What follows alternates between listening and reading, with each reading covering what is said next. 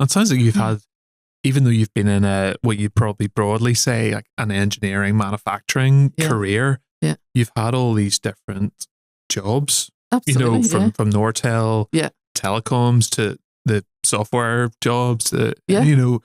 Like it's pretty variable. Absolutely, and I know people who I went to university with who are now started their own business. They're maybe went back into teaching. Now they're teaching, science subjects at school. Oh, that's good. Yeah. Doing lots and lots of different things. It's not just one size fits everybody. And it opens that range of opportunity. And obviously, the other thing is you don't have to go to university either anymore, which is brilliant. I think STEM subjects are important throughout school, no matter what your ambition is. If you want to go to university, great. But if you don't, there's other opportunities to learn and grow and develop as a technician and an engineer. And we have people in our organisation who didn't go that traditional path, but are brilliant engineers and senior engineers, making a difference. Yeah. Do you think there's a bit of a risk with the focus on STEM that we sort of lose some of the arts and humanities side of the person as well? Like I was talking to a director of a software company, and he was saying that actually for him, it's being able to listen and communicate well. And that's really refreshing for him to say. Yeah. But STEM has been a phrase, science, technology, engineering, maths, has been a phrase for, maybe the last 20, 30 years. Is there a risk that we're missing out on kind of making sure that people are well-rounded in that as well? Yeah, there probably is. Now, saying that, my daughter is doing her GCSEs and she's chosen her A-levels. And she's choosing maths, physics, art, and music. Oh, so nice. she's trying to tick both boxes, keep that creativity side. And as I said earlier, I think creativity is a big part of being a well-rounded engineer. So I think there is a risk, and you've seen that in the news, about universities cutting some of their arts-based things, which is it is really sad, that is happening.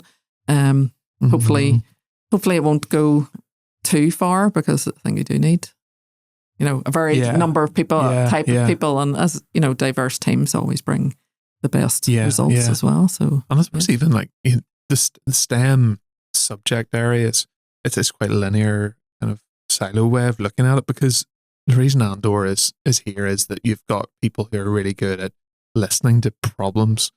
Yes, you've got people who are good at coming up with solutions, but then you've got people who are really great at selling that as well. Even a manufacturing business needs to have this wide range. And I think that's definitely a concern that I would hear shared by a lot of people, is that we can sort of miss that there are other skills that are needed. I know. And hidden jobs out there. Absolutely. Yeah, no, I agree. And certainly for any business, you do need the, other functions that bring the business together. The marketing side and the human resources side, and all of those sides that help a business be a great place to work, as well as really, as you've said, understanding your customer, listening to what they want, and then being able to sell it back to them and say, this is what we've done, and here it is, and find more people like them and sell it to them as well. I know your STEM work in schools has been important to you. You've also been involved with SistersIN. Can you say a bit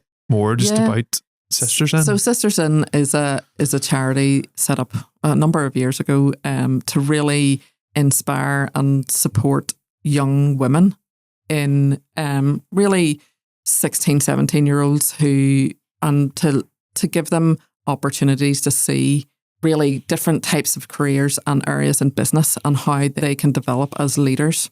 And part of that is because, if you look at percentages of women in boardrooms and women in other areas of strategic decision making or in positions of power, there is an imbalance, and this is a way to really tell these young women, no, you have got what it takes, and we're gonna help you see role models that you can aspire to be. We're going to give you some experiences that you won't get elsewhere. And so the charity has been really making sure that different schools can send young women and give them a mentor through a program that lasts 8 months, but also give them lots of different experiences to do and meet different people and to understand different types of jobs that really their parents probably don't know anything about, or even their school. You know, careers teachers they're like hen's teeth. Well, not careers teachers, but they're usually other teachers, and they've got a full-time job and they've been asked to do careers service as well. And you know, that's a really tough position to be, and they're meant to know everything that you can now do. And you and I both know, you know, jobs change, and with technological revolutions come other jobs, and how careers teachers or even parents are meant to keep up with that, I don't know. But this charity is allowing us to, people like myself, to give something back, to mentor these young women, give them, you know, some words of valuable experience, hopefully, but also, you know, support them, and they have to do a project through the program as well, and help them understand different aspects of what a project might look like. You know, once they're out of school, or you know, in a career, what types of things that they might have to consider. So it's really about empowering. That's great. That's really exciting that they got this project element, because I think quite often, you know, young people will think, well, I don't have the qualification yet to get, or the degree or something to get into that place, but actually they're already becoming the person that you in the future will need, you know, through their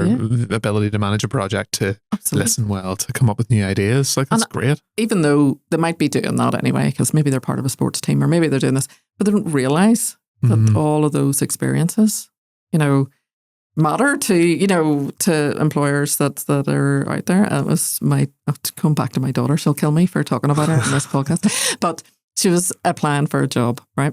She's 16. She's got national insurance now, and she was doing her CV. She goes, "What am I? I've done nothing." And I went, "Well, you know, you've done some babysitting, so can you not say, you know, that you've had to organise, you know, healthcare and other things, you know?" This is like, and negotiate your payment terms. Yeah, no. And I said, all these things matter, and it's similar to when we're talking to these other young women. You know, they don't realise that they're learning how to make decisions. They're learning how to market whatever it is, the project. Learning, as you say, listening to their customer, and then feeding back and developing all those communication skills, which are just really, you know, sought for. Yeah. And that feeds on then. Like, so what you mentioned about maybe not needing degrees to get in, like, what are you looking for in people that are coming into Oxford Instruments? Like, what are you really looking for? You know, have conversations about people who have capacity to learn. That's all great. But if they don't want to do it, then that's, you know, I'm not going to, you can't force them, right? Yeah. But people who want to learn something, or learn and grow, that's the most important thing. You know, obviously we want people who can collaborate and teamwork and do a bit of teamwork. You can teach people a lot of communication skills. If they've got a bit of it naturally, that's brilliant. Yeah. But if they want to learn and they're curious, then that's really, you can teach a lot of other stuff. So yeah. And what are some of the ways that young people might get into Oxford Instruments? If you go, you know, you mentioned SistersIN, you're going out to schools with maybe some of your colleagues as well. Work experience. Yeah. You started to think about apprenticeships as well. Like, so we have some of those ways? So we have some apprenticeships in operations, but we're also looking at software apprenticeship as well. I think our software team's really excited about that one, because I think they're looking forward to a ripe young person who they can help them with that learning on how to code. So work experience as well. So we do take in quite a few during multiple weeks throughout the year, because all schools are different. And then we'll let initially when young people come into the organisation, whether it's work experience or through an apprenticeship or a placement year for people in university, they'll get a tour, they'll get some time at each department just to see. And I think that's really useful, especially for young people who are interested in engineering, but not quite sure which particular aspect of it they're interested in. Mm-hmm. Sometimes you do get people who come in and go, I never want to do this. You know what? That's great. You've learned something.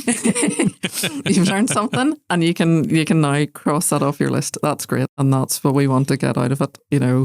it's useful for our engineers as well, because they can see, the talent coming through and how they can, inspire them or be part of their journey as well. So that's really useful too. That's good.